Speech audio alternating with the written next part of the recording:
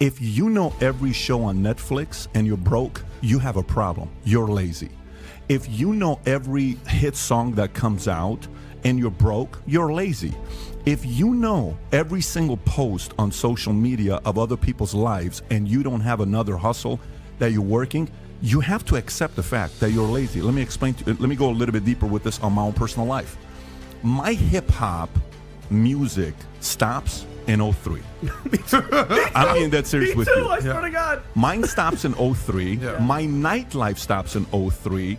My chasing of women the way I did stopped in 03. My desire to want to watch and consume every single sporting event that I never missed a Lakers game from the moment I came to the States. And when I joined the Army boot camp, obviously you can't watch TV. But then afterwards, I've never missed a Laker game from the age of being 12 years old coming to the States to the age of being 24 years old, 23 years old. Lakers was my religion. Sports stats was my religion. And I was broke. And my dad kept having heart attacks. And my dad worked at a 99-cent store on Manchester and Normandy while I'm working at Bally's 60 hours a week. I'm working at Bally's. I'm the top sales guy at Bally's because I wanted my dad to be done, but I couldn't make enough money. I was making $3,000 a month. But at the time when I was off, I wasn't working a side business. I was doing anything to entertain myself. Mm-hmm. We are fooling ourselves if we're going to sit there and just put all the responsibility on the people who have succeeded and not put any responsibility on the folks at the bottom that we're going to say, well, poor you, you're working so hard.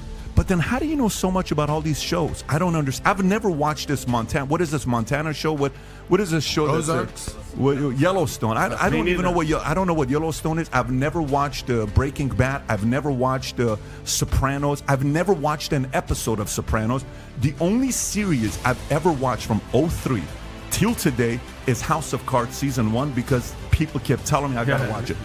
So as much as we want to sit there and say, oh my gosh, poor me, poor this, poor that, which I come from a family where half of them were communists and half of them were imperialists. The one on the communist side, that's all they ever talked about. Their Bible was Communist Manifesto. Mm-hmm. And the ones on the right, they kept saying, you know, why don't you do something? Every time, it was more fun for me to talk to the communists than it was to talk to the conservatives because the communists would feel sorry for me and it was safe. And it was warm. It was fuzzy. It was so much better. Every time I went to the communists, they're like, oh my gosh, you know, it's them. I'm like, that's right. You're right. And I would feel special. But every time I went and talked to these suckers on the other side, the conservatives, they would say, what are you doing about it? Why don't you make a change? Why don't you pick up a book? Why don't you get another job? I'm like, bullshit. You don't understand. This is unfair. Eventually, I'm 23 years old, looking at my bank account, broke. And I said, which philosophy do you want to buy into, Pat? Which one do you want to buy into? Then I chose. So now, is there things on the elitist side that's happening as well? Sure. But for us to fool ourselves thinking people don't have any options to make a change.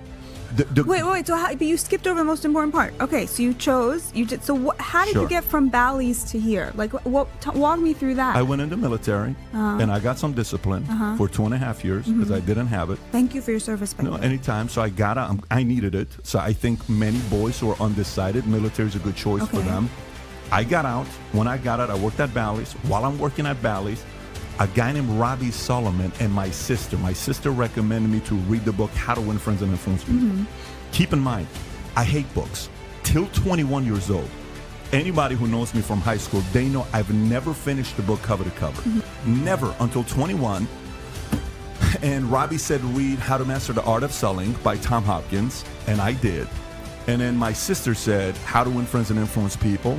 It's a good book to read. I read those 2 books. When I read those 2 books, I sat there and I said, this information is in a book for $10? Holy shit. What other recommendation you got? Next one. Rich Dad, Poor Dad. You know, Psycho-Cybernetics. You know, Power versus Force. And I kept reading. And I'm like, this information is insane. Then I started realizing I'm making way too many excuses. I'm blaming the world for my problems. I'm not taking any responsibility.